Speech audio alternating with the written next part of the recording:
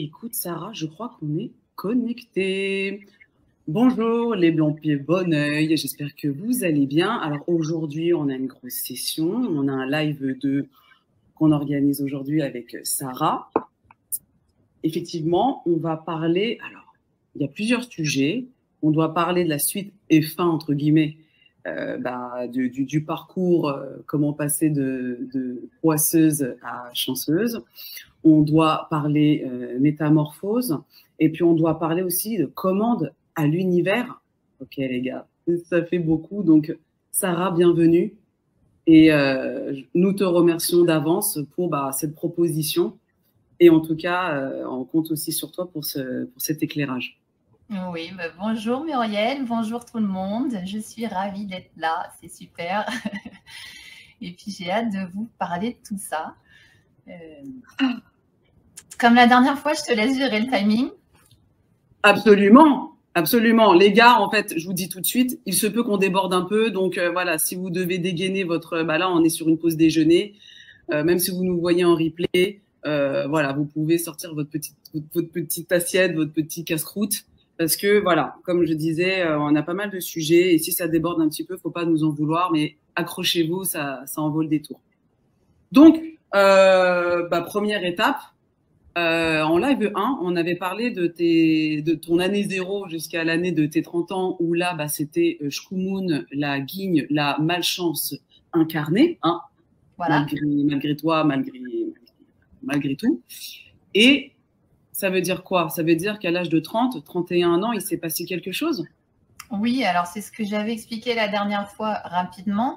J'avais été hospitalisée du jour au lendemain pour un problème de vésicule biliaire, chose qui n'arrive pas normalement à 30 ans, mais plutôt à 40 en général, pas avant. Puis d'habitude, on programme une opération parce qu'il y a des symptômes et on ne la provoque pas comme ça du jour au lendemain en urgence, comme c'était mon cas. Donc, moi, ça m'avait obligée à revoir toute mon alimentation, au-delà du fait que mon gars était parti 15 jours après, qu'il avait fallu que je déménage. Et, enfin, voilà, c'est ça que j'avais raconté. Mais je n'ai pas expliqué les conséquences de cette opération sur le plan physique, sur le plan de ma santé. Ça a fait que je n'ai pas pu continuer à manger comme je le faisais avant. Il a fallu que je revoie les aliments que j'ingérais parce que j'avais des brûlures intestinales constamment tous les jours après cette opération. Et je me suis rendu compte qu'en délaissant tout ce qui était carné, donc la viande, les laitages animaux, je n'avais plus ces brûlures. Ah, ok. Voilà. Bon. Donc là, je me suis dit, il y a quelque chose, en fait, la viande n'est pas bonne pour moi, le lait animal, en fait, me fait générer de la bile en trop et du coup, ça me provoque ces brûlures intestinales et tant que j'ai pas évacué, excusez-moi hein, pour l'image, mais l'après-midi, c'était un enfer pour moi et très douloureux. Et dès que j'ai arrêté ces produits-là, ça, c'était fini. Donc forcément, je me suis sentie mieux. Je me suis intéressée en même temps à tout ce qui était... je crois qu'on en parlait beaucoup dans les actualités, de la souffrance animale, de ce qui se passait dans les abattoirs. Du coup, après, peut-être que mes moteurs de recherche m'invitaient aussi à regarder certains sujets. Hein. Il n'y a peut-être pas que du hasard dans tout ça ou de la synchronicité. Mais en tout cas, je me suis beaucoup pris ce genre d'image assez violente et je me suis rendu compte qu'on pouvait améliorer du coup sa santé. Et puis j'étais beaucoup plus loin, c'est-à-dire que j'ai retiré après tous les sucres raffinés, les farines blanches, les additifs, les conservateurs.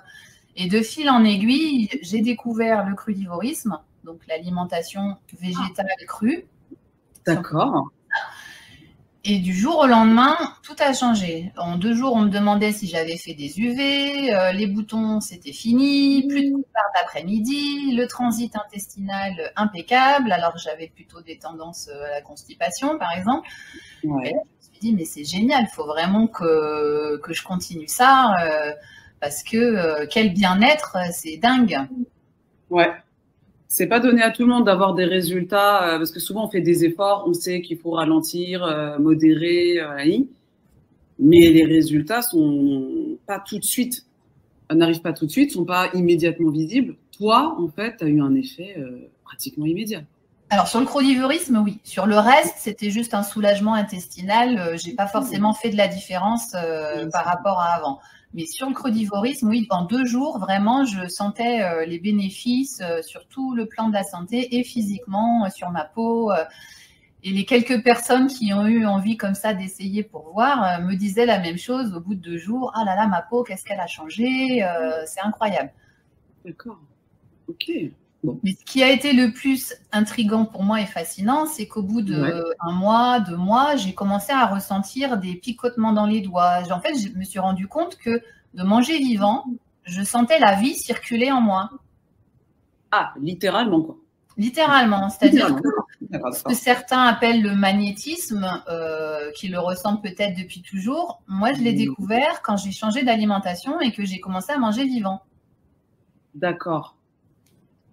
D'accord, donc les gars, les amis, là, vous qui nous écoutez, à un moment donné, si vous changez un petit peu votre alimentation vers un peu plus de crudivore, si vous avez le bout des membres, les mains, peut-être pas les pieds, mais en tout cas les mains, ça picote, ça vous lance, il se passe quelque chose, laissez-vous porter, laissez-vous faire, parce que peut-être que ça peut révéler un certain pouvoir, une certaine. Alors, c'est pas un pouvoir, j'appelle pas ça un pouvoir, mais quelque part, il me semble logique, moi qui suis aussi très scientifique, très cartésienne à la base, et surtout à cette époque-là encore, il me semblait logique de enlever tout ce qui est mort de mon alimentation.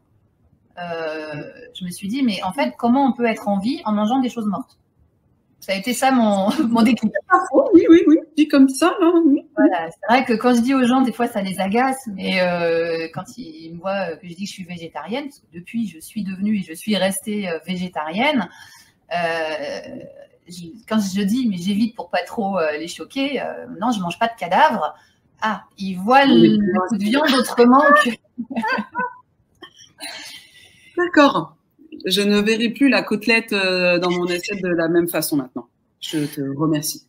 Ouais, donc c'est vrai que ça dérange, donc j'évite de le dire, mais en même temps, c'est quand même un fait, c'est que la côte, le bœuf, la brochette, ce que les gens appellent par d'autres mots, ça reste un cadavre. Ouais. C'est pas le sujet du live d'aujourd'hui, mais tout ça pour dire qu'en mangeant quelque chose de vivant, de végétal, de bourré d'énergie, peut-être en faisant aussi un peu plus attention que ce soit de bonne qualité, préférence bio ou locale, ou en tout cas que ça vienne de la main de producteurs.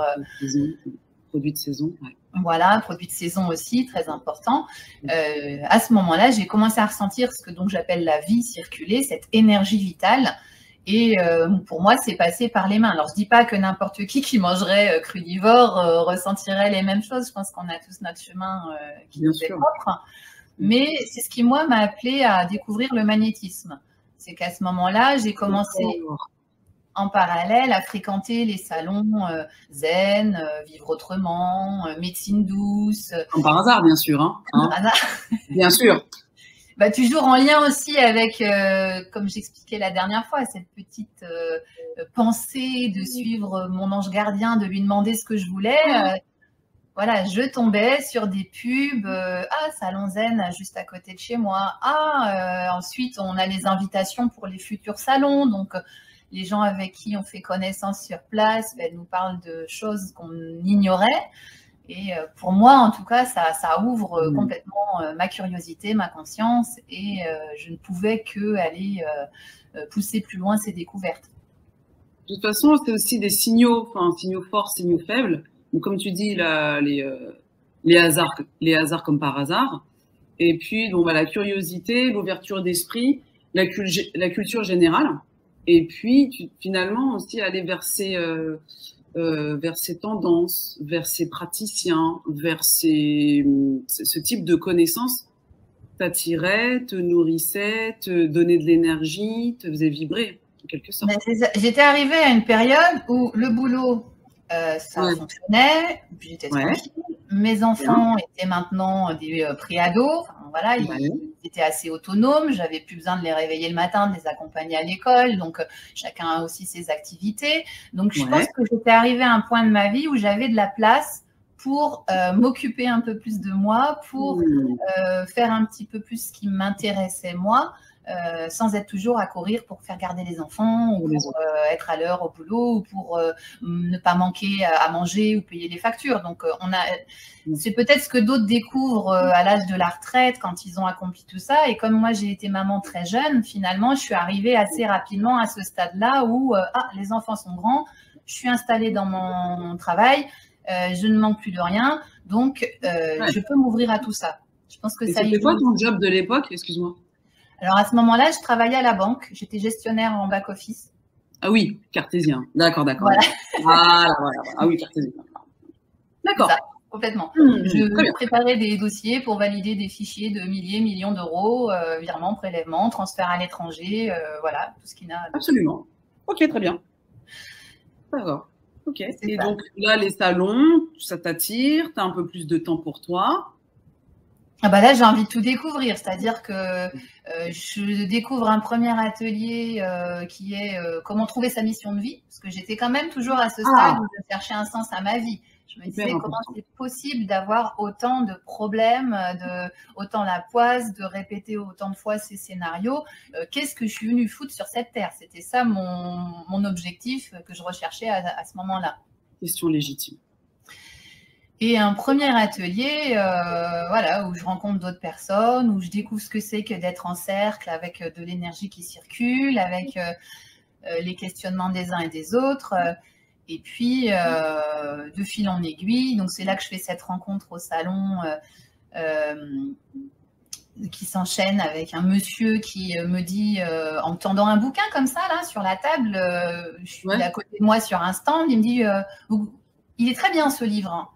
Et je dis oui, qu'est-ce que c'est? Je regarde, c'est un livre sur les anges.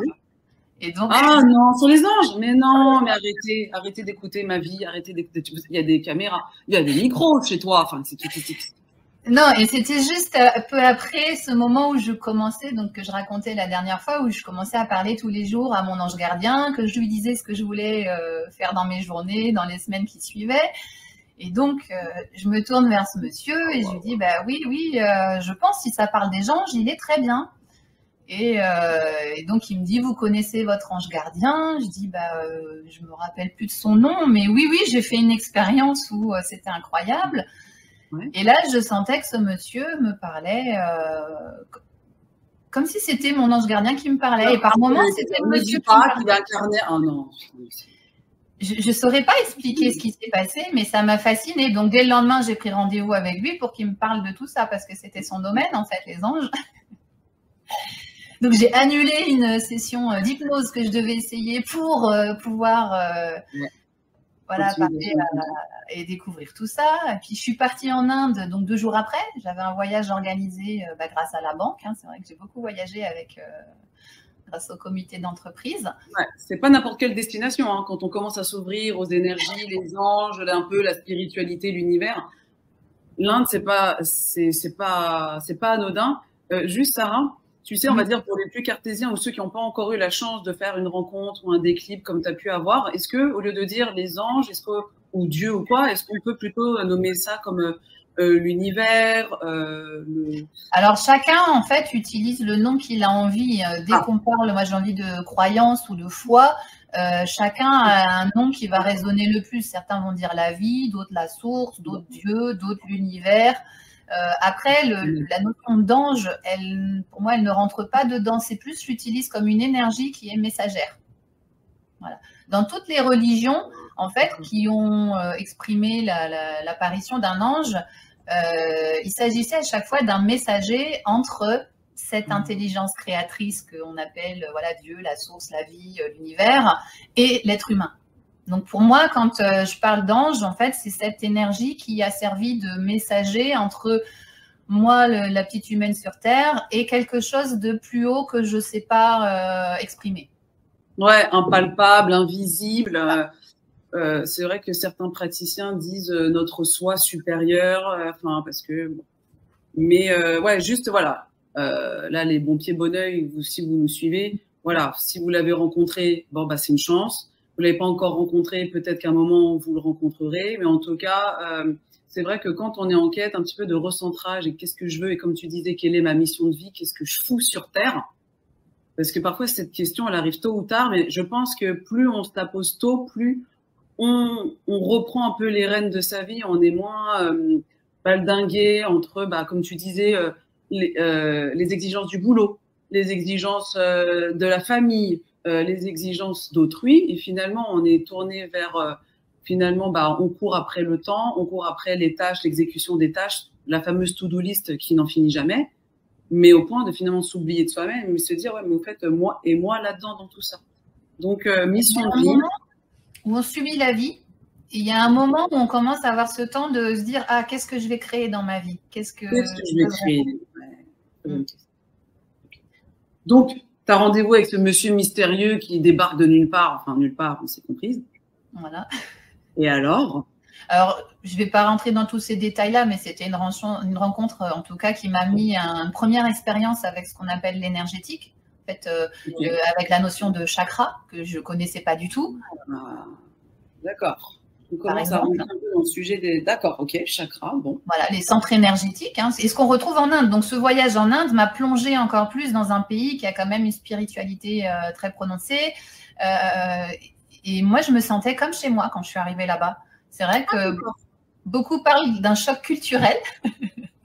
Et pour moi, c'était plus le retour qui était difficile parce que j'avais l'impression d'arriver dans une vie complètement déconnectée en revenant à Paris. Enfin, c'était malgré que là-bas, on pourrait dire c'était plus dangereux de traverser une route parce que il n'y a pas de feu, que les gens s'arrêtent pas. On a les camions, les tuk-tuk, les chameaux, les chevaux, les charrettes, les bus scolaires, tous sur la même route et les vaches aussi. Mais bien sûr, vaches sacrées.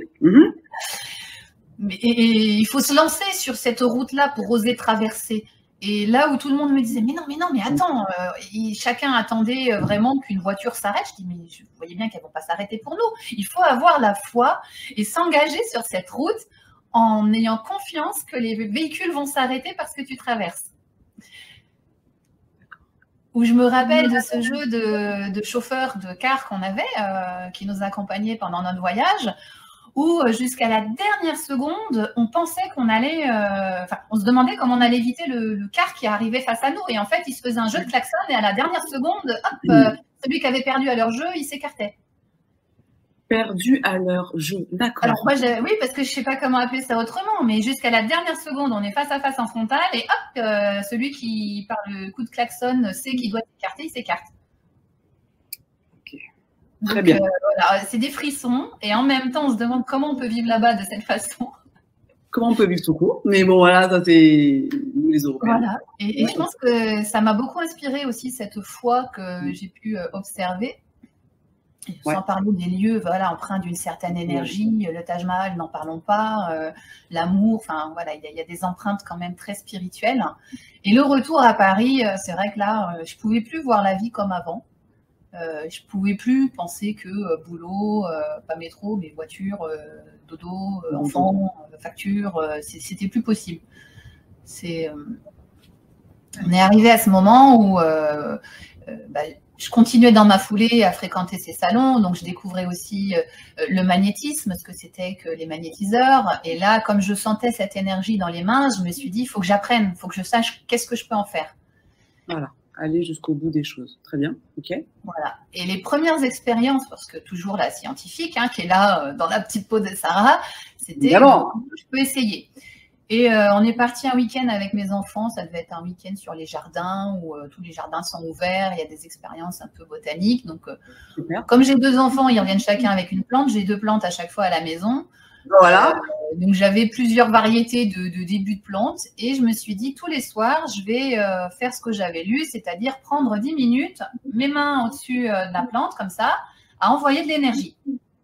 Et donc là, ça veut dire quoi? Tu te récites des petites choses, petite plante, tu vas bien grandir, petite plante, tu vas t'épanouir, des petites phrases. Alors, c'est ce qu'on dit de faire. Les jardiniers, ils disent en parlant à leurs plantes, ça leur fait du bien. Moi, j'étais juste en train de pratiquer bêtement ce que disait un livre que je venais d'acheter sur un salon, donc un manuel de soins énergétiques, et que pour expérimenter, d'abord, j'avais essayé de mettre la main autour d'une bouteille d'eau, par exemple, pour voir si je ressentais l'énergie de l'eau. Après, j'ai essayé avec une plante. Donc, j'ai profité des plantes de mes enfants pour me dire, est-ce que je ressens le champ énergétique de la plante? Et je me suis dit, c'est vrai que je ressens ces picotements-là. Quand j'approche mes mains, il y a une sensation, tiens, là, ça chauffe, ou là, ça picote, qu'est-ce qui se passe? Et du coup, j'ai fait cet exercice qui était dit dans le livre. Bah, vous prenez 10 minutes tous les jours pour envoyer de l'énergie. Donc, c'était dans ma tête, je disais, j'envoie de l'énergie à cette plante, qu'elle aille là où elle doit lui faire du bien, puis c'est tout. Et j'ai observé pendant les jours qui suivaient, parce que comme j'avais 2 plantes à chaque fois, vu que j'avais 2 enfants et qu'ils en avaient chacun pris une, et ben, qu'il y en avait une, celle que je magnétisais, qui poussait plus vite que les autres, qui était plus épanouie, qui était beaucoup plus belle à regarder, alors qu'elles étaient positionnées côte à côte à chaque fois les 2, avec le même ensoleillement, le même arrosage. La seule chose qui changeait, c'était ces 10 minutes que je passais à envoyer de l'énergie.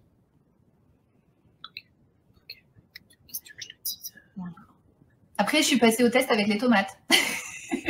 Ah d'accord, là on apprenti scientifique dans un petit laboratoire. Moi je ne croyais que ce que je voyais encore à cette époque-là. Donc c'est vrai.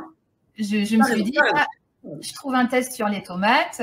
Donc vous prenez 2 tomates cerises, une qui va servir de témoin et une pour le même exercice à magnétiser.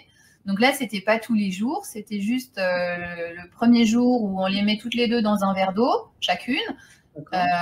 On passe 10 minutes à envoyer de l'énergie à l'une des 2. Ouais. Et puis ensuite, on les sort, on les pose sur une assiette, on identifie bien celle qui est témoin, on met la date et puis chaque jour, on observe ce qui se passe. Et donc, dans l'expérience que je cherchais à reproduire, la tomate qui n'est pas magnétisée pourrit à son rythme normal. Voilà, elle se flétrit, elle devient ratatinée, puis elle finit par pourrir, par moisir. Et la deuxième, il était censé apparaître une tache noire dessus, preuve du magnétisme, et qu'elle ne bouge pas, qu'elle ne flétrisse pas et qu'elle reste comme ça, figée. D'accord, figée dans le temps. Okay. C'est ça. Et c'est ce qui s'est passé dans mon expérience. C'est-à-dire que sur les 2, celle que je n'avais pas magnétisée, elle a flétri, pourri, et alors elle a pris plus de temps que dans l'expérience que je regardais, mais au bout d'1 mois et demi, elle était flétrie, pourrie. Après, on ne sait pas ce qu'ils mettent comme produit chimique dans les tomates que j'avais pris, mais l'autre, par contre, n'a pas bougé. Il y a eu cette fameuse tache noire, effectivement, qui est apparue, et elle est restée instantanée, et certains disent même qu'elle aurait pu regermer. D'accord. Grand entraînement ou plus de magnétisme que ça. En tout cas, c'était quand même une première expérience très réussie pour moi. Mais du coup, là, en fait, là, tu es en train de nous dire que là, finalement, en se reconnectant, enfin, voilà, en se reconnectant à soi, en s'écoutant, sans jugement, voilà, en se laissant guider un peu par les opportunités qui viennent à toi, tu vois. On va pouvoir passer vraiment de poisseuse à plus de chance, plus d'opportunités, plus de... Alors oui, parce que si on prend conscience qu'on n'est pas juste un corps humain, mais qu'on a aussi une énergie qui circule et qui va porter une vibration. C'est-à-dire que on va parler moi je parle de fréquence. Plus la fréquence est basse, plus par exemple on va être en mauvaise santé ou plus on va avoir des journées catastrophiques, noires. Voilà, cette fameuse poisse dont je parlais, des événements qui nous arrivent, on se dit mais c'est pas possible, on va pas bien, on est malade. Tout ça c'est lié à des fréquences vibratoires basses. Et plus on va se tourner vers des fréquences hautes, donc faire attention à ce que l'on consomme, à ce que ce soit vivant par exemple, plus notre vibration va augmenter.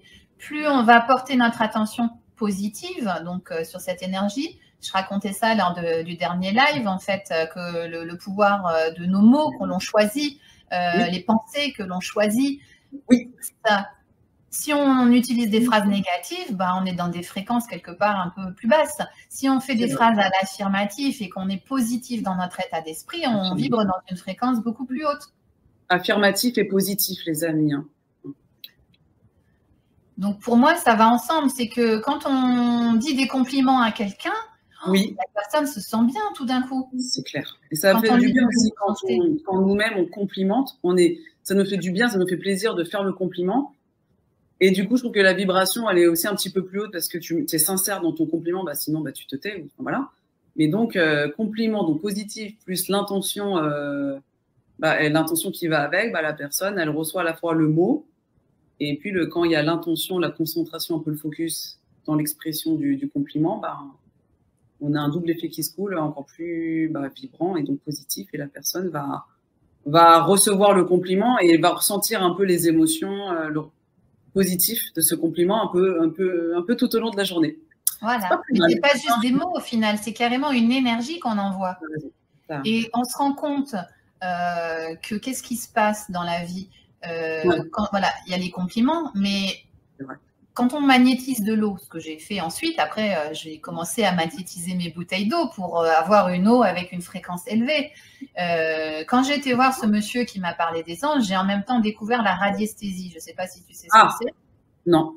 C'est le fait d'utiliser un pendule et de mesurer les fréquences énergétiques, par exemple, des aliments, des personnes, des chakras, de tout ce qui nous entoure, des lieux. En fait, ça va servir pour certains à avoir un oui ou un non et de répondre à des questions. Et pour aller beaucoup plus loin, on peut mesurer la fréquence vibratoire. Donc, il existe un cadran en unité Bowie qui permet d'avoir des chiffres exacts sur les fréquences vibratoires. D'accord. Là, on est technique. Mais là, j'ai voulu expérimenter. Sarah, elle ne va pas croire bêtement comme ça. Elle a vu. Évidemment, le pendule en plus. Et le pendule, je trouve qu'il y a tout un mystère autour de cet objet. Je trouve ça très mystérieux. Voilà. Donc, qu'est-ce que j'ai fait? Je me suis acheté un pendule. Je me suis acheté ce petit cadran pour pouvoir mesurer les fréquences vibratoires. Et j'ai commencé à mesurer les fréquences de mon alimentation. Donc, l'eau que je buvais du robinet, l'eau que j'avais magnétisée 10 minutes après, la viande que mangeaient encore mes enfants, mes salades, mes tomates. Et je me suis rendu compte qu'on n'était pas du tout sur les mêmes gammes de fréquences selon ce qu'on ingérait. Donc, je me suis dit, pour garder une fréquence haute, maintenant, je vais essayer de me nourrir de tout ce qui est eau. D'accord. Ok, tout ce qui est à base d'eau. Tout ce qui est une fréquence élevée. Eau élevée, d'accord, fréquence élevée, non pas à base une fréquence haute. Mais l'eau en est une grande partie. Et qu'est-ce qui fait le point commun du magnétisme sur les gens ou le magnétisme sur les plantes ou ce que je faisais? En fait, c'est l'eau qui nous constitue. Bon, voilà. On est constitué quand même à 80% d'eau au moins. C'est vrai. Donc, quand on en envoie une énergie à quelqu'un, c'est surtout l'eau qui va recueillir cette information-là. Donc, vibration haut et vibration haute. Ok, très bien. J'ai découvert en fait qu'on pouvait informer l'eau. On peut lui donner des vibrations, on peut lui donner des énergies, par exemple. Et ça, c'est fait rire mes collègues, ça, à la banque, surtout quand j'étais après au service informatique, parce que j'arrivais avec des bouteilles d'eau où il y avait marqué paix, où il y avait marqué chance, où il y avait... il y avait des petits mots écrits sur mes bouteilles et ça les intriguait. Mais bon, c'était ma façon à moi de programmer mon eau et de programmer ma chance. Et voilà, comme la pensée est créatrice, voilà, on pense que ça va bien se passer, ça va bien se passer, et donc on se donne toutes les chances. Ça peut être un peu mignon, un peu gnangnan, un petit peu étonnant, on va dire ça comme ça, ou déstabilisant en fonction, mais ça marche, ça donne du positif, on voit des petits mots, des petits post-it un peu à droite à gauche, la paix, l'amour, l'amitié, t'es là, ah oui, voilà, et c'est vrai que on lit, les yeux sont connectés à notre cerveau, le cerveau analyse, ah oui, paix, amour, amitié, dans un lieu de travail, un peu étonnant, j'ai pas l'habitude, mais bon, pourquoi pas, du coup, ça me change mon ambiance, et ambiance sympathique. Et j'imagine que si on avait mis mal, guerre, bobo, ouïaïaï, si tout le monde dit ouïaïaï, la guerre, c'est la guerre, du coup, ça développe un état d'esprit de guerrier et donc de confrontation. Et là, l'ambiance, le climat social aurait pu se tendrait immédiatement. Et donc là, est-ce qu'on aborde le côté chanceux, la métamorphose Et c'est peut-être là que je peux vous dévoiler ce que j'appelle mon secret dans ce titre de ce live. C'est le pourquoi, en fait. Justement, pour tous ceux qui ont besoin de comprendre, comme moi, qu'il y a besoin d'avoir des liens dans le cerveau, de pourquoi ça fonctionne, ces mots ou cette vibration, c'est que si j'en reviens au centre énergétique, en fait, au chakra, ce que certains connaissent sous le nom de chakra. Il y en a beaucoup, mais il y en a surtout 7 que l'on connaît bien. 7. Ok. Et là, parce que souvent, on voit un schéma d'une personne qui est en position yoga, là, voilà. Et on voit des bulles de couleur qui parcourent un peu la colonne. C'est ça. C'est ça. C'est ça. Alors ça, c'est l'image représentative. Moi, je l'ai faite sur mon site, justement, sans la posture de yoga, parce que j'aimerais bien que ça ne touche pas que des gens spirituels. Des yogistes. Voilà. Voilà, que ce ne soit pas forcément connoté yoga ou spiritualité, parce que pour moi, ça va beaucoup plus loin. C'est ce qui nous constitue même, c'est notre essence, c'est notre mécanique énergétique, en fait. On parle beaucoup du corps humain, du corps physique, mais on ne parle pas de comment l'énergie circule à l'intérieur. Enfin, si, c'est connu par le magnétisme, par le shiatsu, par la médecine chinoise, par l'acupuncture, par tout un tas de médecines aujourd'hui qui pratiques, parce que attention au mot médecine, en tout cas par des pratiques qui sont un travail sur ces aspects énergétiques. Mais pour moi, les fondamentaux, c'est vraiment ces centres-là. C'est ce qui nous fait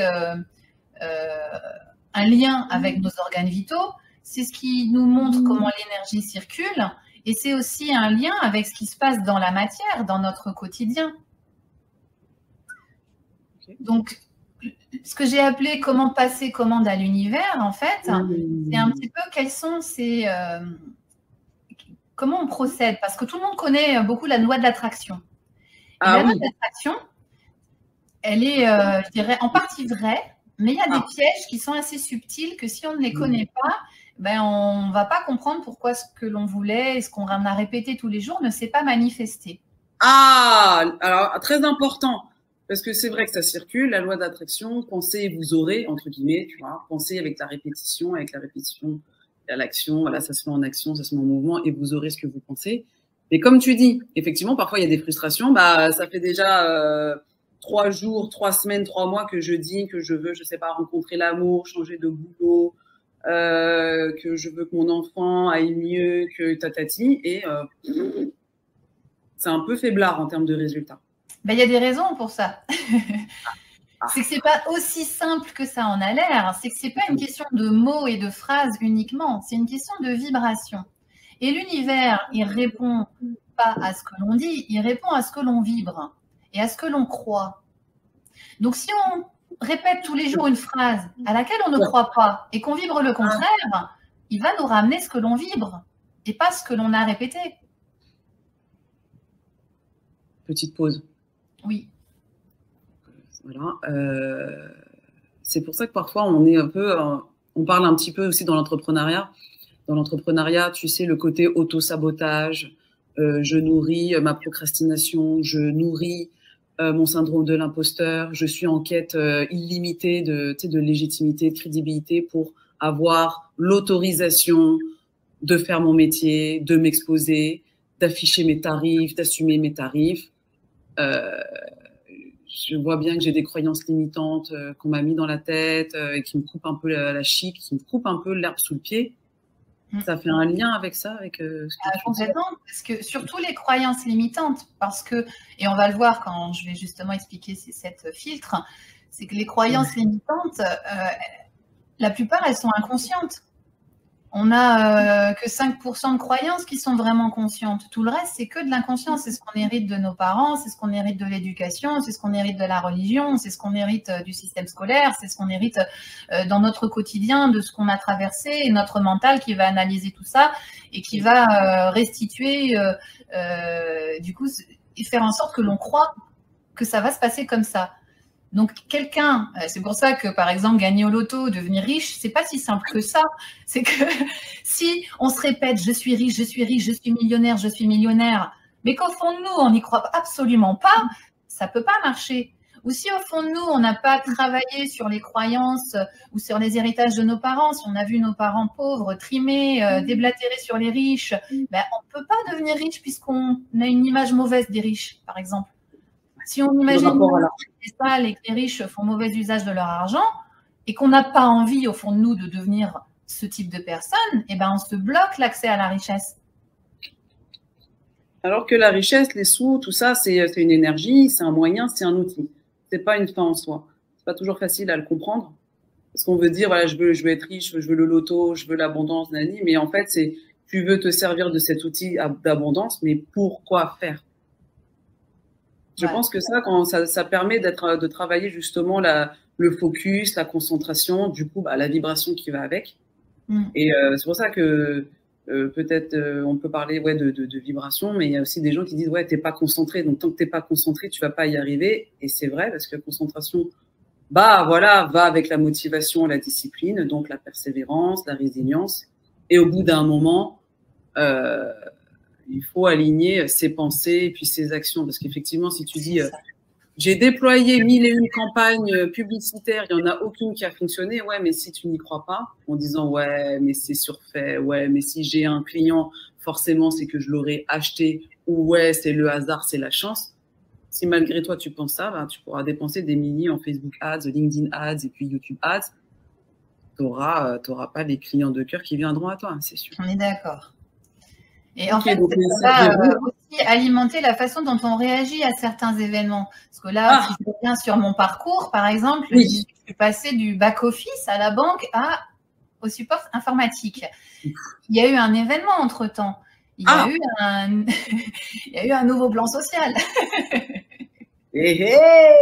Alors, plan social bienvenu ou malvenu? Eh ben, ça dépend justement de notre réaction. Et je l'ai bien vu dans mon service. Alors, je peux raconter une petite histoire avant quand même, parce que sur le cheminement, voilà, les différents événements de mon parcours, il y a eu la découverte de l'astrologie. Et l'astrologue que j'ai rencontré pour la première fois, j'avais jamais rencontré d'astrologue avant, me dit « Le 22 novembre, c'est la fin de votre job actuel. J'en mets ma main à couper. Vous n'allez pas forcément quitter votre entreprise, mais votre job, c'est fini. » Mais du coup, cette dame-là, elle avait encore ses deux mains, parce que si elle dit à chaque fois, je me mets ma main à couper.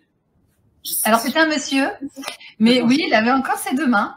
Et j'avais raconté ça comme ça à mon collègue, qui se reconnaîtra s'il m'écoute, qui était très sceptique, qui écoutait toujours mes histoires avec sympathie, enthousiasme, mais qui n'y croyait pas vraiment. Bien sûr. Mais un jour, je suis arrivée au boulot et il m'attendait et il était assez blanc, pâle. Et il me dit, Sarah, regarde ta boîte mail. Et je dis, qu'est-ce qu'il y a? Il me dit, regarde ton mail. Et en fait, on était le 19 novembre et il y avait une fuite syndicale qui nous annonçait que notre service allait être supprimé avec le plan social qui démarrait. Et là, je me dis, s'il n'y avait pas eu la fuite syndicale, l'astrologue, il était dans le mille, quoi. 3 jours plus tard, on nous l'annonçait sûrement d'une voix officielle. Bon, après, peu importe, 19, 22, enfin, pour moi, c'était tellement dingue que… ouais, on n'est pas à 2-3 jours près, hein, oui. Et sur le moment, j'ai bien vu les collègues, comment ils réagissaient face à cette nouvelle, dont une en particulier qui était, 40 ans, vie posée, familiale et tout, et qui s'était effondrée en se disant « mais qu'est-ce que je vais devenir? Je vais jamais retrouver de boulot ». Donc, elle avait déjà la croyance que ça allait être compliqué pour elle. Ah oui, d'accord. Qu'elle soit déstabilisée, un peu effondrée, c'est normal, mais de là à dire « je ne trouverai jamais… », elle va loin, mais ok. J'ai pu observer dans l'équipe 2 types de personnes. Il y avait une partie qui était effondrée, qui avait peur de ne pas retrouver, et une autre partie qui, il se passe ça. Alors, peut-être que des fois, les plus jeunes savent comment rebondir, ils s'inquiètent moins d'avoir été 10 ans dans le même poste, et puis de comment passer à autre chose, ou de refaire des CV, ou de tout refaire.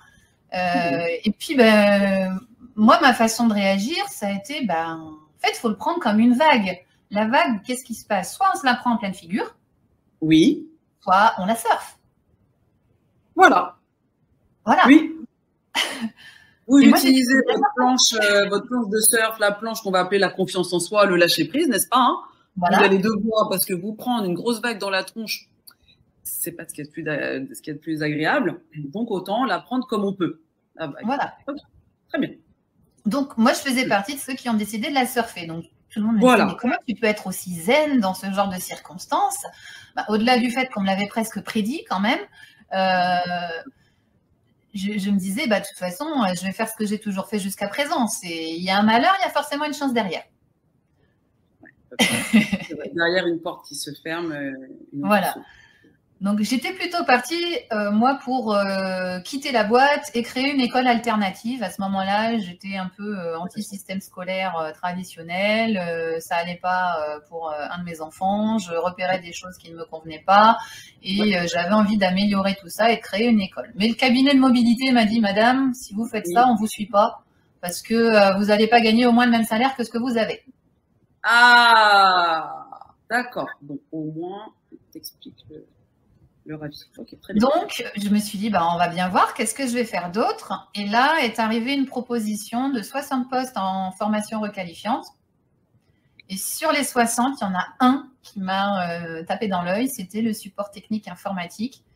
Parce que de mon côté, je bidouillais les ordinateurs, je montais, démontais une tour, je résolvais pas mal de problèmes de mes amis ou de ma famille. Et j'étais très agacée quand il fallait que j'appelle le support technique pour résoudre quelque chose que je savais faire, mais que je ne pouvais pas parce que je n'avais pas les accès. D'accord. Donc, je me suis dit, je vais tenter ma chance par là. Je n'ai pas les compétences requises, on va dire officiellement, les diplômes ou autres. Bah, comme pour le back-office en même temps. Hein. J'étais dans ce métier alors qu'au départ, personne n'y croyait que je n'avais pas les diplômes et que c'était pourtant bien passé.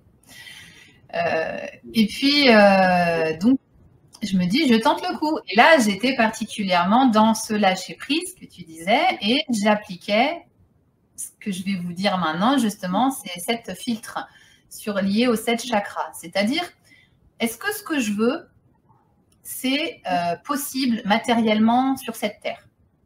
Donc, est-ce que ce poste, par exemple, il est possible pour moi? Est-ce qu'il y a quelque chose qui pourrait m'empêcher de le réaliser physiquement, matériellement? Ma réponse est non. Je peux, c'est possible, ça existe. C'est pas comme si je demandais de voler alors que j'ai pas d'aile, par exemple. Tu vois? Ok. Donc, on peut. Je passe au deuxième filtre, le chakra sacré. Donc, le premier, c'est le chakra racine, celui qui nous ancre à la terre, à la matérialité. Donc, plutôt bas, ok. Voilà. Ensuite, le deuxième, qui se trouve entre le racine et le nombril, au bas-ventre, c'est le chakra sacré. Là, c'est est-ce que ça me prend aux tripes quand j'en parle? Qu'est-ce que je ressens à cette idée de faire ce poste-là? Je me sentais trop bien, ça me faisait vibrer, j'avais envie. Nouvelle aventure, c'est excitant. Et pourquoi pas donc, ça passe ce filtre. Papillon dans le ventre. Ok, très bien. Papillon dans le ventre. Troisième filtre, c'est le plexus solaire. Donc, troisième chakra, c'est le je fais. Qu'est-ce que je fais dans l'action pour atteindre cet objectif? J'ai refait mon CV, j'ai envoyé ma candidature, j'ai fait les tests au moment où on a reçu ma candidature et qu'on m'a demandé de passer les tests. Je suis dans l'action. Ok. Donc, pour moi, le filtre, il est ok. Très bien. Ensuite, on arrive au chakra du cœur. Le j'aime. Est-ce que j'aime cette idée? Est-ce que c'est juste pour moi? Est-ce que j'ai envie de le partager? Est-ce que je peux m'y sentir bien? Pour moi, c'était oui. Donc là, on est au centre. Le chakra du cœur, c'est celui qui fait le pont entre les 3 chakras du bas et les 3 chakras du haut. Ce qui nous relie. Et ensuite, on passe au suivant. Donc, le chakra de la gorge. Est-ce que je parle de ce projet? Est-ce que j'exprime autour de moi? Donc, c'est le chakra de la communication. Est-ce que je dis aux autres que j'ai envie de faire ce poste? Est-ce que je dis que ça me plairait? Est-ce que je parle pendant les entretiens? Est-ce que je l'exprime que vraiment je suis motivée pour ce poste? Oui. Hop, chakra suivant, on arrive au troisième œil. Et là, aïe, aïe, aïe, ça peut se compliquer chez les personnes et ça va être, moi je dirais, une des raisons qui fait que la loi de l'attraction n'est pas si simple. On en revient à nos croyances limitantes, à notre mindset. Est-ce qu'on croit que ce que l'on veut, ça peut arriver? Est-ce qu'on n'a pas de blocage et de croyances limitantes pour empêcher ça d'arriver? Après, certains vont dire aussi qu'ils vont regarder dans les autres incarnations. Est-ce qu'on n'a pas d'autres vies qui feraient qu'on aurait fait vœu de, par exemple, pauvreté pour quelqu'un qui voudrait devenir riche ou vœu de chasteté pour quelqu'un qui voudrait rencontrer l'amour? Moi, je n'en parle pas trop de ça. Je pense que travailler sur les croyances, c'est déjà beaucoup de travail. C'est sûr. Et ensuite, le dernier chakra, donc c'est la couronne, c'est là-haut. C'est ce qui fait la connexion au divin, à l'au-delà, à Dieu, la source, la vie, l'univers. Voilà, l'univers. C'est ça que moi, j'utilise le terme univers. Ouais, moi aussi, j'aime bien l'univers. Et est-ce qu'on a confiance que ça va arriver? Ah, la confiance! Est-ce qu'on va être dans le lâcher-prise? Est-ce qu'on va pas être tous les jours en train de regarder si cette chose-là, elle arrive? Et quand tout ça s'est aligné, quand les 7 filtres sont passés, Et bien, qu'est-ce qui se passe? L'univers, il refait les filtres dans l'autre sens. Est-ce qu'elle lâche prise? Oui, ok. Est-ce qu'elle a des croyances qui empêchent que? Non, tout va bien. Est-ce qu'elle en parle? Oui. Est-ce que c'est juste dans son cœur? Est-ce qu'elle aime ça? Oui.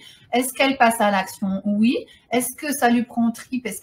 Comment elle se ressent par rapport à ça? Très bien. Ok. Eh ben, on le matérialise sur Terre, la racine, chakra racine, et hop, ça se matérialise. Donc, pour moi, toute demande que l'on a, elle passe par ces 7 filtres. Incroyable. Et plus on va être aligné, nos énergies vont être, on va dire, équilibrées entre ces 7 centres, et plus les choses vont se matérialiser rapidement. Et ça, j'ai tellement d'anecdotes ensuite à raconter sur ces expériences que j'ai voulu justement vivre et que c'est ce qui a fait toute cette transformation ensuite. Donc pour le travail, par exemple, ben oui, je l'ai obtenu ce poste au centre, au support technique. Et pourtant, c'était marqué ingénieur de production. Jamais je me serais dit qu'un jour je serais ingénieur en ayant juste un bac, par exemple. Voilà, bon, peut-être que tu étais ingénieur dans une autre vie et du coup, peut-être, mais ce qui est rigolo, c'est que ce qu'on m'avait demandé quand j'étais petite, qu'est-ce que tu voudrais faire plus tard? J'avais dit maîtresse ou ingénieur en électronique. Donc, j'étais pas loin quand même. Vous voyez ce qu'on dit quand on vibre? Les enfants, souvent, savent très bien ce qu'ils sont venus faire sur cette terre. Ils savent très bien ce pourquoi ils sont faits. À condition qu'on ne les conditionne pas à nos croyances, au système éducatif, aux religions, aux peurs. Jusqu'à l'âge de 7 ans, qu'on a quand même appelé l'âge de raison, les enfants sont très connectés à tout ça. Le masque social, la société, les qu'en dira-t-on, Ouais, je comprends ce que tu dis. Mais après, il y a vraiment des exemples où c'est fulgurant la vitesse à laquelle ça arrive. Je peux, par exemple, vous raconter, rien à voir avec la spiritualité, les énergies ou autre, hein, mais donc au travail, à la banque, il y a des exposants tous les midis. Donc quand on déjeune, on peut aller prendre un temps, aller voir l'exposant du jour, qu'est-ce qu'il a à vendre. Du miel, des bijoux, des tableaux. Ouais. Et donc, il se trouve que un jour, alors j'y allais plus parce que j'avais pas forcément d'argent à dépenser à ce moment-là. Puis bon, je commençais à les connaître, j'y allais plus. Puis mon collègue me dit je vais faire un tour aux exposants. Je dis vas-y, je t'accompagne. Ouais. Et donc j'y vais et là je vois un monsieur qui vend des produits, des limes à ongles avec des produits crème pour les mains. Bien. Et je me dis, c'est rigolo, c'est ce que j'ai vu hier. Et donc la veille, j'étais partie dans un centre commercial juste à côté pour aller chez le coiffeur. Et en attendant que le coiffeur soit libre pour me prendre, j'ai fait un tour dans la galerie et je suis tombée sur un commercial qui vendait la même chose. Et quand j'ai testé sa lime à ongles, je me suis dit, c'est incroyable, sans vernis, ça brille, c'est poli, on dirait que j'ai du vernis alors que j'ai juste utilisé leur lime à ongles. J'aimerais trop avoir cette lime magique. Et le vendeur me dit, oui, mais c'est un pack en fait, c'est vendu avec la crème. Puis à 60 € le pack, je dis, non, désolé, je ne vais pas dépenser 60 € pour juste avoir la lime à ongles.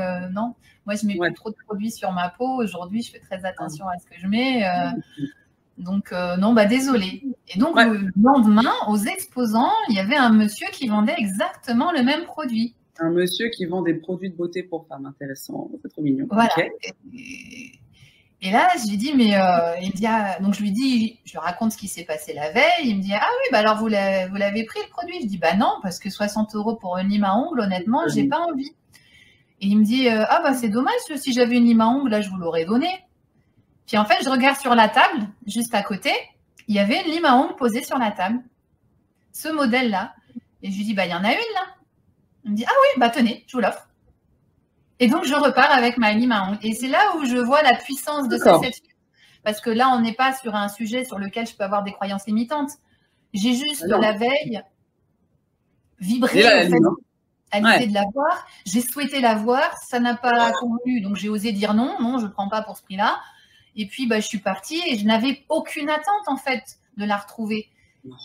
Et là, on voit qu'en une journée, ce produit, ça se matérialise sous mes yeux. Et ce genre d'histoire, en fait, j'en ai plein. Ça fait 10 ans que je ne vis que ça, quasiment. D'accord. Depuis tes 31, non? Alors, pas 31 exactement, mais depuis que je m'ouvre et que je fais toutes ces expériences, je me rends compte que oui. Et même, par exemple, le magnétisme. Parce que je disais, j'ai fait mes expériences, mais arrive un moment où j'ai quand même voulu me former. Même si j'en avais pas l'appel en tant que vocation, je me suis dit, je veux savoir faire, je veux pouvoir soigner mes enfants, je veux pouvoir utiliser sur moi, sur mes proches, mes amis, je veux comprendre comment ça marche. Et publicité qui apparaît sur mon fil d'actualité Facebook. Bien sûr. Magnétiseur qui propose une formation de 3 jours. Je me dis, ah, c'est génial. Ah ouais, mais bon, le prix, il est moins génial quand même. Et là, je me dis, bon, je me le garde dans un coin de la tête, mais j'aimerais bien quand même. Ouais, tout ce qu'il faut. Et il se trouve que j'avais mis de côté des sous pour la révision de ma voiture. D'accord. Donc, je vais au garage, je fais la révision, et le garage me rend exactement, enfin, ce qu'il ne m'a pas demandé, la différence entre le prix que j'ai eu à payer et ce que j'avais mis de côté, c'était exactement le prix de cette formation. Donc là, j'ai appelé, j'ai dit, je me suis inscrite et j'ai fait cette formation. Voilà. Donc ça, c'était il y a 10 ans. Ok, donc tu avais un montant sur ton compte. Ce montant d'origine sur le compte, moins les réparations de la voiture, égale le montant qui correspond. C'est ça. En gros, j'avais mis 800 € de côté pour la révision annuelle en pensant que j'allais avoir tout un tas de trucs à changer, des freins, des pneus ou j'en sais rien. Bien sûr. Donc, j'avais mis 800 € de côté. Et puis, je crois que la formation, elle devait être à 350 ou quelque chose comme ça. Et le garage m'a demandé le montant de la différence. Il me restait ces 350 là pour la formation. Voilà. Et je pourrais même expliquer la maison dans laquelle je me trouve aujourd'hui, qui est mon cabinet, qui est l'endroit où j'ai déménagé il y a 5 ans. Pendant des années, j'ai été passionnée, enfin je suis toujours d'ailleurs, mais je passais des nuits entières à travailler sur un logiciel d'architecture pour créer la maison de mes rêves. Voilà, bah oui, il faut manifester la maison de ses rêves, bien sûr, ouais. Mais à aucun moment, je ne m'imaginais possible de construire un jour et encore moins toute seule. Donc, c'était pas quelque chose que je cultivais comme projet. Mais un jour, je suis allée à la foire de Paris. Je me suis garée en suivant mon intuition à l'extérieur sur une place à 11 € au lieu d'aller payer 25 € le parking. Ouais. Voilà. Du coup, je ne suis pas entrée par l'entrée où j'entre d'habitude, mais je suis arrivée par le pavillon qui parle des constructions, des rénovations. Et là, il y avait une maison témoin que j'ai pas pu m'empêcher de visiter parce que voilà, c'était quelque chose qui, moi, m'attirait toujours. Et à la sortie, il y avait un commercial qui m'a fait comprendre que si, même toute seule, je pouvais construire ma maison et que j'aurais quasiment la même chose à payer que mon loyer. Non. Et là, j'ai dit, ah bon, ok, je prends rendez-vous, venez m'expliquer tout ça. Il est venu 3 jours plus tard chez moi, il m'a présenté son catalogue, il m'a présenté comment ça fonctionnait. Et là, j'ai dit, je veux quoi. Ça m'est tombé dessus, alors je ne le cherchais pas, mais je l'avais beaucoup, je pense, rêvé. Ah bah oui. Et puis, ce qui est encore plus dingue, c'est que quand on s'est quitté, je m'étais arrêtée sur un modèle de maison en me disant, ah ok, je veux celui-là, ça c'est pas mal. C'était dans mon budget. Il repart, il est 21h21. Donc, moi qui suis attentive aux chiffres, je me dis, 21h21, ça veut dire couronnement, succès, synthèse divine. Bon, c'est bon, j'ai trouvé ce qu'il me fallait. D'accord. Plus tard dans la soirée, je revois le catalogue en ligne et je me dis, ah non, finalement, ce modèle-là, il y a un truc que je n'avais pas vu qui ne me plaît pas. C'est tout bête, mais le fait que les toilettes soient dans les parties nuit, et je veux pas, quand je reçois du monde, que les gens aient réveillé mes enfants en allant aux toilettes. Voilà. Et du coup, je regarde le reste du catalogue qui était sur leur site internet. Et là, la dernière maison était quasiment à l'identique de celle que moi, je dessinais dans mon logiciel d'architecture. Et là où c'était encore plus fou, c'est que le nom de cette maison, c'était Cristal. Et ça faisait 3 ans à ce moment-là que je parlais d'énergie cristalline, que j'achetais des cristaux pour la lithothérapie, que j'allais à ce qu'on appelle des bains de cristal. Je connaissais quelqu'un, sonothérapeute, qui organisait 1 fois par mois un bain de cristal. Donc, c'est un soin sonore, en fait, où on est allongé et on écoute le son de bols de cristal, didgeridoo. Bol tibétain ou... Non, voilà. Et donc, ça agit sur nos fréquences vibratoires. Comme à l'opéra. Hein. Voilà. Donc, moi, quand j'ai vu cette maison avec ce nom-là, je me suis dit, mais c'est celle-là. C'est une évidence. Et là, je me fais un tirage de cartes et je me dis, Je tire le 2 de coupe et sur mon jeu, le 2 de coupe, il est illustré par une table, 2 chaises, 2 coupes et au loin une maison. Et là, je me dis, mais c'est bon, ok, c'est ça qu'il me faut. Et ça s'est concrétisé. Donc, la maison a été construite, j'ai acheté toute seule. C'est aujourd'hui là où je vis. Alors, je ne sais pas si j'y resterai toute ma vie, mais en attendant... il est bien. Encore un rêve qui s'est réalisé. Et là, on ne peut plus parler de poisse. Enfin, je suis désolée, mais... Ouais, ça y est, on t'a eu. Donc maintenant, forcément, je peux que recommander aux autres de tous ces petits secrets, d'avoir la conscience de leurs pensées, de prendre soin de leurs énergies, de prendre soin de ce qu'ils consomment, des fréquentations. Des fréquentations, des gens qui les entourent, voilà, de ne pas hésiter à dire non à quelque chose qui ne convient pas juste par peur du jugement, du qu'est-ce qu'on va dire si je dis non, ou non, de savoir s'écouter en fait. Non, je pense qu'on a très bien compris le côté de poisseuse à chanceuse. Voilà, les amis, si en ce moment vous traversez une période particulièrement compliquée, hein, comme chacun rencontre, hein, vous inquiétez pas. Hein. En ce moment, oui, surtout. En ce moment, beaucoup. Ah, qu'est-ce que tu veux nous dire là? Il y a un truc là, là, on vient de rentrer dans une période où on est dans le signe du Scorpion. Déjà, si on parle un peu astrologie. Le Scorpion, c'est quand même le signe de la transformation. C'est celui qui vient piquer là où ça fait mal, qui vient nous obliger... Parce qu'on est en novembre, c'est pour ça que tu dis ça? Oui, là, on est en novembre. Novembre, donc novembre, Scorpion. Octobre-novembre, du 23 novembre, je crois. 23 octobre, ça a commencé et jusqu'au 20 ou 21 ou 22, enfin, je ne sais pas les dates exactes. Mais en tout cas, oui, là, on est en plein dans le signe du Scorpion. Je le sais bien, mon fils, il est Scorpion, ascendant Scorpion. Ça pique. Là, ça pique. Ça pique. Mais on est aussi, pas seulement dans le signe du Scorpion, on est aussi dans une fenêtre, ce qu'on peut appeler un portail énergétique. Demain, nous sommes le 11 novembre. Hey. Le premier 11, donc le 1-11, le numéro 1 en numérologie, c'est une vibration de début, de renaissance, de commencement. Donc, on commence un nouveau cycle dès demain. D'accord. Et toute cette partie portail énergétique, elle agit sur nous de façon à ce qu'on se réaligne à ce que l'on désire profondément. C'est-à-dire que même quand on ne le fait pas consciemment, les vibrations que l'on émet sont nous, même inconscientes. Par exemple, j'en peux plus de ce boulot, j'en peux plus de ce boulot. L'univers, il entend cette fréquence, même si on y reste. Et qu'est-ce qui va se passer? On va tomber malade. Le corps, il va essayer de nous dire quelque chose, comme pour moi avec la vésicule biliaire. Chaque symptôme. Il est burn-out. Ça peut être un burn-out, ça peut se traduire comme ça. Mais surtout, déjà, le corps, il va parler. Ça, c'est un sujet qui me passionne également, c'est le décodage des symptômes et des maladies. Mais quand j'ai été malade de la vésicule biliaire, c'est que mon corps, il avait un message à me donner. C'est combien de temps? Il y a 2 ans, 3 ans, enfin, juste avant, voilà, ce qui est à l'origine de la création de mon cabinet, de Chrysalide 2.0. C'est encore mon corps qui a parlé. C'est-à-dire que j'avais quitté la banque, j'ai construit ma maison, j'ai fait une reconversion dans la petite enfance, toujours dans ce projet de je vais créer mon école alternative un jour. Oui, moi je pense que c'est toujours une bonne idée. Et chaque chose. Donc j'ai cherché comment je pouvais accéder à ça parce que en construisant ma maison là où je suis aujourd'hui, donc je suis dans la campagne, je suis à au moins 1h30 de Paris.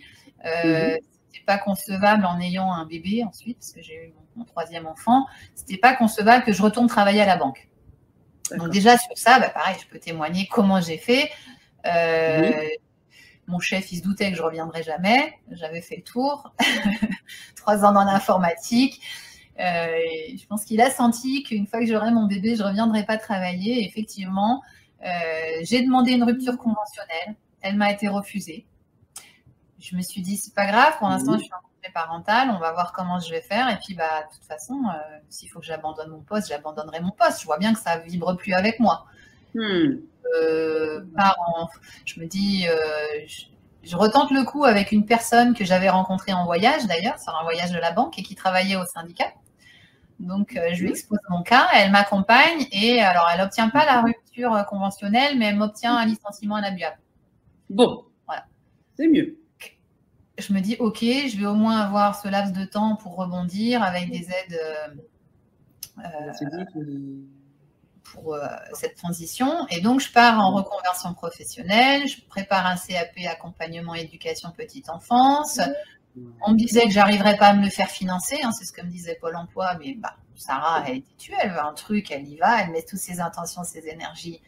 Et du coup, c'est passé, j'ai obtenu l'aide, le financement, j'ai eu mon CAP pendant le Covid.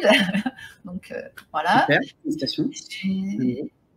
J'ai pu observer en stage pratique ce qui se passait dans les crèches et dans les écoles. Ça m'a confirmé mon souhait de ne pas mettre mon propre enfant à l'école.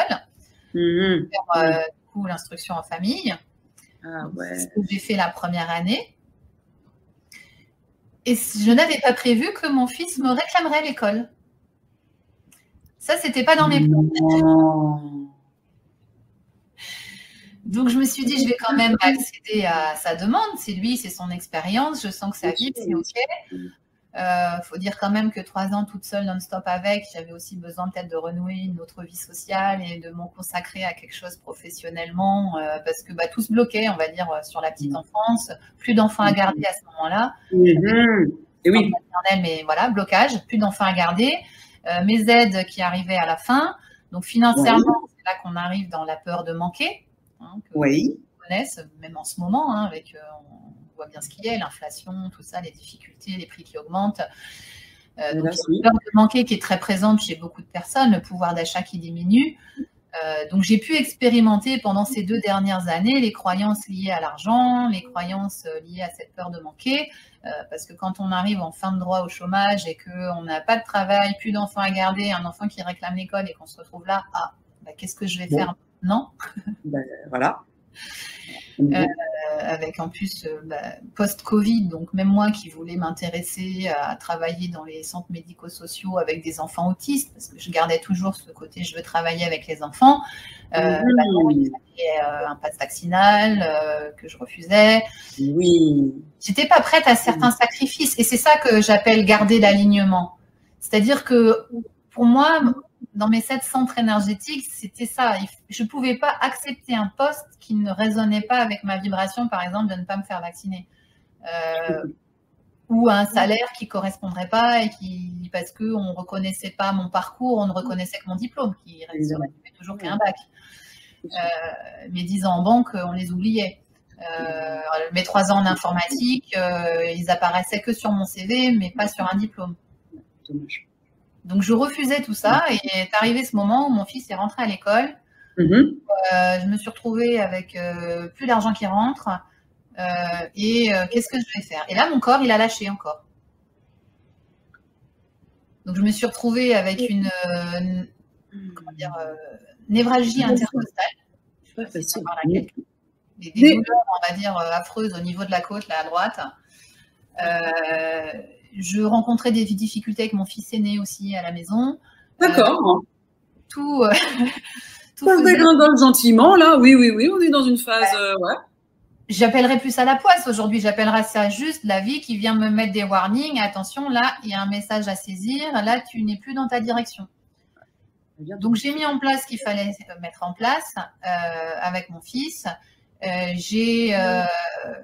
Comme j'étais alitée, je ne pouvais plus bouger, j'ai enfin lu le livre qui était sur ma table de chevet depuis 1 an, quand même, que j'avais demandé et qu'on m'avait offert. En plus, on me l'avait offert pour mon anniversaire à ma demande. Donc, et ce livre, alors je le dévoile parce que ça, je le recommande à tout le monde, c'est Trouver ma place de Natacha Calestremet. Ok. Et donc, qui va aborder tous ces sujets de trouver sa place professionnelle, sa place dans l'amour, sa place dans la famille, sa place par rapport à l'argent. Et donc, ça a été encore une révélation pour moi. Et j'ai mis en pratique les protocoles. Donc, ce sont des protocoles, on pourrait dire chamaniques, qu'elle partage dans ce livre. Non, mais là, on monte là de niveau. Encore, tu me dis, bon, vibration, univers. Bon, ok, on est des énergies. Et de toute façon, on sait qu'on a feeling, pas feeling, ça passe pas, je me sens bien ou je m'entends bien avec, ou je le sens pas ou je m'entends pas bien avec, ça c'est ok. Ensuite, connexion énergétique, chakra. Une fois qu'on est dedans, on fait marche arrière. Et là, on est dans le chamanisme. Alors, oui, bon, après, son ouvrage est très limpide et très clair. Hein. Il n'y a que les protocoles qui sont chamaniques au final. Hein. Mais on comprend quand même dans cet ouvrage tous les liens avec nos croyances inconscientes. Et j'ai quand même, avant de mettre en place ces protocoles, j'ai appelé ma maman pendant quelques heures. Je lui ai fait déballer tout son parcours amoureux, financier, relationnel, professionnel, pour pouvoir identifier quels étaient moi les scénarios que je répétais. J'ai fait la même chose avec mon papa. J'ai passé un certain nombre d'heures au téléphone pour tout savoir de lui, de sa vie, de ses parents, de sa relation à l'argent, de sa relation professionnelle. Et là, ça a été un choc parce que j'ai pris conscience que les professions que j'avais faites jusqu'à maintenant, pourtant multiples, avaient quasiment toutes été des rêves inconscients de mes parents. C'est-à-dire des rêves qui n'avaient pas abouti. Et là, je me suis dit, mais en fait, je suis qui? Si je ne suis pas ça, je ne suis pas ça, je ne suis pas ça, je ne suis pas ça. Je ne suis pas ingénieure en informatique, je ne suis pas éducatrice spécialisée, je ne suis pas maîtresse, je ne suis pas nounou, je ne suis pas...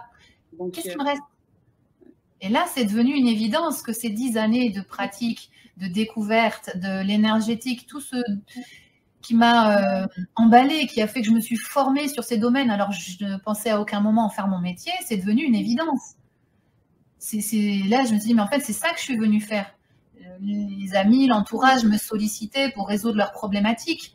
Ils me disaient, Sarah, il y a ça qui ne va pas.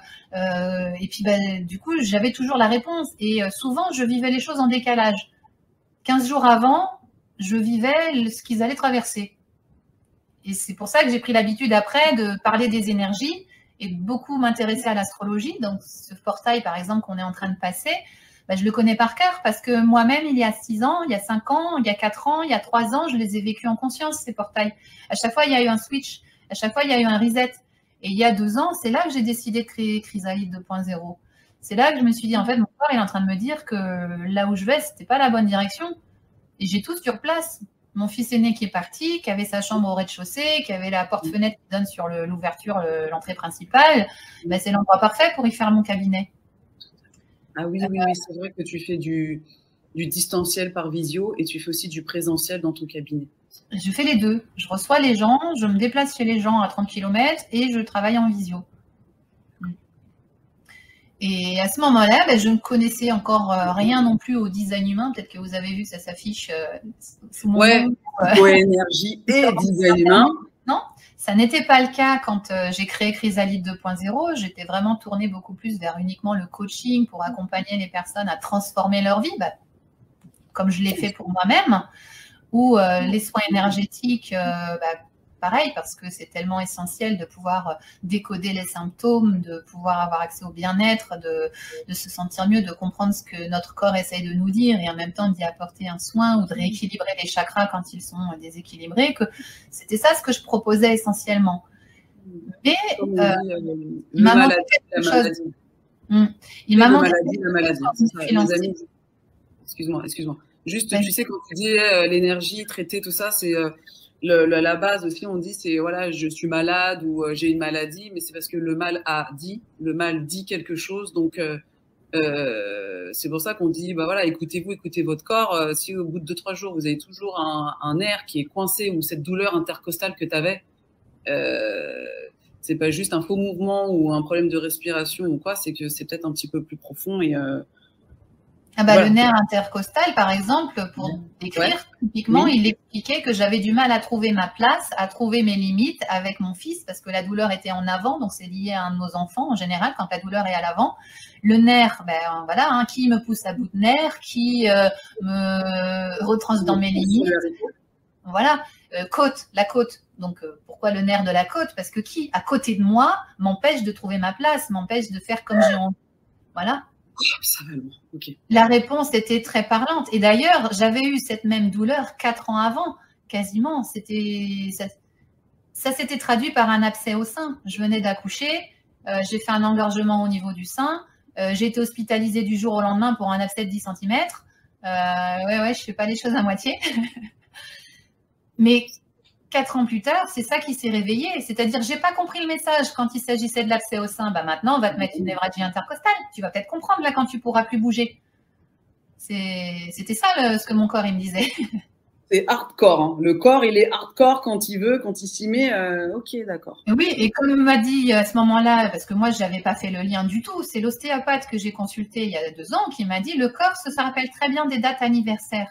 Donc, j'ai cherché en moi qu'est-ce qui avait pu se passer 1 an, ou 2 ans, ou 3 ans, ou 4 ans avant, ou 5 ans avant, à cette même date. Et bien, cette même date, c'était l'accès au sein que j'avais fait.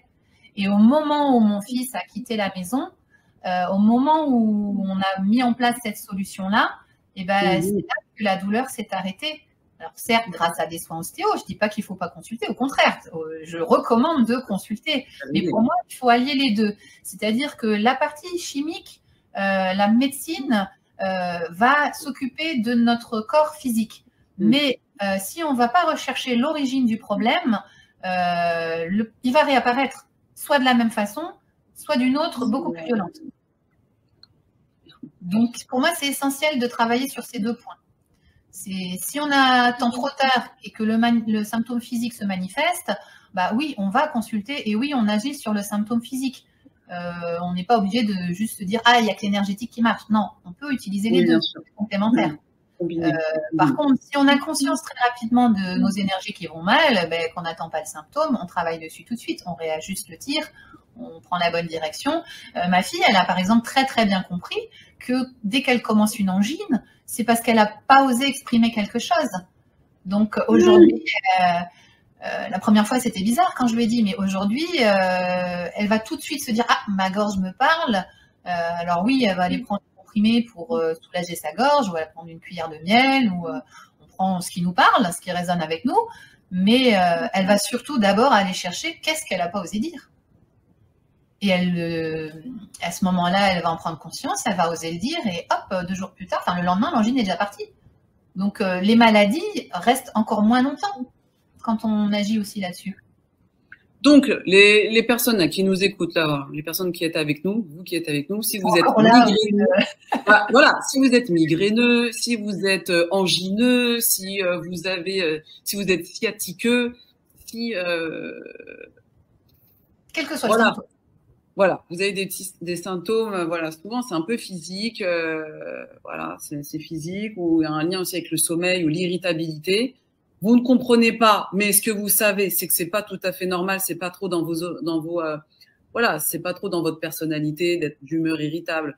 Ou là, bah, le petit mal de crâne, bon, on peut l'expliquer une fois, j'ai mal dormi 2 fois parce que je me suis pas hydratée, mais là, quand c'est une petite migraine ou une angine ou une douleur intercostale ou une sciatique ou aussi à la cheville aussi qui peut lancer ou le genou qui lance, au bout d'un moment, ou de 2, 3, 4 jours, alors que il y a rien eu de spécial, et que cette douleur, elle devrait pas être là vis-à-vis d'une cause extérieure, c'est que peut-être il y a une cause intérieure. On n'est pas tous censés savoir ce qui se passe. Du coup, on va poser des questions. Et donc, bah là, maintenant, vous connaissez ça. Donc, bah voilà, si vous avez une petite douleur inexpliquée, pourquoi j'ai envie de dire quand même de ne pas attendre 2, 3, 4 jours. Pour moi, tout de suite, on peut agir. Ah ouais, tu vois. On évite la maladie. Allez. Peut-être la nuit porte conseil, je vais boire un peu, je vais prendre un peu de miel, comme tu dis, tu vois, tatati, je vais peut-être faire un peu moins d'écran, tu sais, le cartésien d'abord. Et si 2, 3 jours, normalement, c'est censé passer et que ça passe pas, bon, bah, je vais t'appeler, je te dirai, Sarah, encore plus si le médecin n'identifie pas le problème ou que le médicament n'agit pas. Enfin, c'est le fameux paracétamol dont on use et on abuse, voilà, il faut essayer d'un peu s'éloigner un petit peu de lui pour qu'on soit un petit peu moins addict, pour que notre corps soit un petit peu moins addict à ce fameux paracétamol qu'on aime beaucoup, hein, qui est très bien, mais parfois quand c'est un peu dans la tête, dans les rêves, inconscient, paracétamol ou pas, on va pas s'en sortir, on va pas s'en guérir. Donc il faut parler un peu, faut en parler aux connaisseurs et puis se laisser porter, hein, les connaisseurs, les accompagnants, voilà, ils sont là pour ça, Sarah est là pour ça, donc vous avez un doute, vous lui faites un petit chat, un petit message privé. Vous pouvez lui dire, bon, je vais peut-être passer pour un peu une ou un uluberlu, mais j'ai un truc bizarre, est-ce que je peux t'en parler? Et elle va vous accueillir. Parce que... Il y a même un ouvrage, non pas que je n'aurai pas de clients, c'est pas du tout le cas, mais il y a un ouvrage qui est accessible, même à la bibliothèque de ma commune, je l'ai trouvé. Donc, pour dire, ça s'appelle Le Grand Dictionnaire des symptômes et des maladies. Donc, moi, j'invite tout le monde à l'avoir comme livre de chevet. le moindre symptôme, tout est répertorié comme dans un dictionnaire par ordre alphabétique, par type de symptôme. Déjà, juste de lire ce qui est en résonance avec le symptôme que l'on a, en général, c'est déjà un déclic. Donc, j'invite tout le monde, en tout cas, à découvrir cet ouvrage. Et si vous ne voulez pas l'acheter, peut-être que votre bibliothèque du coin l'a. Mais même sur Internet, si vous tapez le mal a dit avec le nombre de symptômes, les plus courants sont trouvables. Je veux dire, en PDF ou ouais. Ou en schéma, peut-être que c'est accessible. Moi, venez me voir quand c'est des choses qui se répètent, quand c'est des choses que vous savez plus, votre médecin ne trouve pas la réponse, ou tous les traitements que vous avez essayés ne fonctionnent pas. J'ai eu quelqu'un il n'y a pas très longtemps, il était parti d'une angine qui s'était transformée après à un aft qui s'était infecté, c'était toute la gorge qui s'était infectée à cause de cet aft-là. Bon, bah, quand ils sont venus me consulter, c'est qu'il n'en pouvait plus, il n'arrivait plus à s'alimenter. Bon, c'est peut-être déjà un peu tard.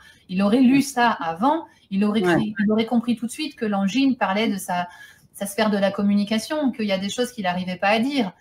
Et l'aft, bah, c'est quoi? C'est tout bêtement quand ça y est, on est prêt à le dire, ça nous brûle la bouche, mais qu'on n'arrive peut-être pas à trouver le bon moment, ou que la personne n'est peut-être pas là devant nous, ou qu'il y a quelqu'un d'autre qui prend la parole et qui fait qu'on n'a pas réussi à le dire. Mais c'est ça, l'aft, c'est ce poison qui est là sur le point de sortir et qui va infecter la bouche. Et plus on va traîner et pas le dire, et plus ça va s'infecter. Et c'est vrai, quand on a discuté avec cette personne-là, bah, c'était le problème qu'elle rencontrait dans son quotidien. Avec sa fille, il y avait un gros souci de communication. Et donc, ça permet d'avoir vraiment un éclairage là-dessus. Et donc, après, on a été beaucoup plus loin, c'est-à-dire qu'on a abordé le design humain qui explique beaucoup les problèmes de communication. Et on n'a pas encore parlé, mais je pense qu'on le gardera peut-être pour un prochain live. Parce que ça, avec joie. Ça demande beaucoup plus que quelques minutes. Mais c'est vraiment un ensemble. Voilà, c'est multifacteur quand il se passe quelque chose dans la vie. Les symptômes, ça peut autant traduire un problème banal comme là, le fait d'oser dire quelque chose à quelqu'un, mais ça peut être quelque chose de beaucoup plus ancré et qui va se répéter. Je pense aux maladies chroniques, par exemple. Bon, bah là, il va y avoir besoin peut-être d'un travail plus en amont pour aller chercher depuis quand ça se présente, quel a été l'événement déclencheur à ce moment-là et qui se répète. On va pouvoir travailler sur tout ça. Et le design humain, lui, il va aborder tout le fonctionnement, comment, en tant qu'individu unique, on fonctionne énergétiquement. Et voilà, je reviendrai dessus plus tard, mais c'est vraiment complémentaire pour, on va dire, trouver notre propre mode d'emploi ou le mode d'emploi des gens qui nous entourent. Ok, bien. Waouh, alors très bien. Moi, je pense qu'heureusement qu'on est en live et que c'est un live qui va se télécharger, qui va pouvoir se transformer en replay et qu'on pourra lire et relire et visionner et réécouter à notre guise par fragments, parce qu'il y a beaucoup d'enseignements. Il y a le côté inspirant, voilà aussi qui est pas mal aussi pour l'effet miroir, pour se raccrocher à et de se dire ah, ok, je suis pas tout seul, je suis pas la seule à traverser cette petite phase de désagrément, appelons ça comme ça, et que parfois on peut se dire je suis fou, je suis folle, mais il se passe des choses, il y a des coïncidences vraiment un peu trop énormes parce que à la base je fais pas attention, mais là au bout d'une fois, 2 fois, 10 fois, les coïncidences, faut commencer un peu à se tourner vers cela. Et puis les schémas répétitifs qui font du mal aussi, il faut se poser, les regarder en face et de se dire ok, comment je vais faire pour sortir de ce cercle vicieux, pour en faire un cercle vertueux comme tu le fais jusqu'à présent. Je te remercie Sarah pour je vous l'avais dit les amis qu'on allait dépasser un petit peu le créneau classique, mais voilà, vu le débrief qu'on a fait en amont avec Sarah en backstage, voilà, je vous ai dit ok, je me suis dit ok, ça va être long, je vous ai annoncé la couleur, je vous ai pas menti, c'est la vérité. Et c'est très beau, c'est bon pour le moral. Ça ouvre aussi, ça ouvre les chakras, n'est-ce pas? Ça ouvre les mentalités, ça invite à la discussion, à la réflexion, à la prise de recul et à la reconnexion à soi, qu'on le veuille ou non, il faut le faire. Un petit conseil, si tu me permets, sur ce que tu viens de dire, parce que ouvrir les chakras, c'est pas l'objectif. Parce que certains, quand ils découvrent ça, ils veulent absolument tout ouvrir. Seulement, il faut les équilibrer. C'est-à-dire que si vous en ouvrez un, il faut que les autres ils soient aussi harmonisés et pas juste un seul, sinon là ça va pas aller. Voilà, pardon. Voilà, bah non, mais petit conseil pour la route, les amis. C'est important. Il y en a qui se retrouvent en hôpital psychiatrique parce qu'ils ont voulu ouvrir le 3e œil trop rapidement et qu'ils n'ont pas insisté sur l'ancrage. C'est très important d'avoir quand même les pieds sur terre, même quand on veut ouvrir son 3e œil. Donc, même dans les chakras, les amis, lentement mais sûrement, avec équilibre, rééquilibrage et puis attention. Surtout. Attention. On a dans le chat, on a Rachel. Ah. Notre Rachel Ounas, voilà, avec qui je me suis aussi entretenue il n'y a pas si longtemps. Et je lui dis, demain, il y aura Sarah, design humain. Design humain, obligé, je vais me connecter à vous parce que Rachel est une coach mindset. Et puis, pour qui aussi le design humain est un outil très important. Mais il me semble que le design humain, on va en parler un petit peu plus tard. De ce que j'ai compris. Prochain live, si tu veux. Allez, c'est parti. Prochain live, les amis. Restez bien connectés, restez bien avec nous. Restez aussi en même temps focus sur vous parce que vous êtes les principaux personnages, les principaux acteurs de votre propre vie. Merci beaucoup, Sarah. À très bientôt. Merci. Et à très bientôt, avec grand plaisir. À très bientôt. Les bons pieds, bon oeil. Très bonne journée et très bonne vibration. Bye bye.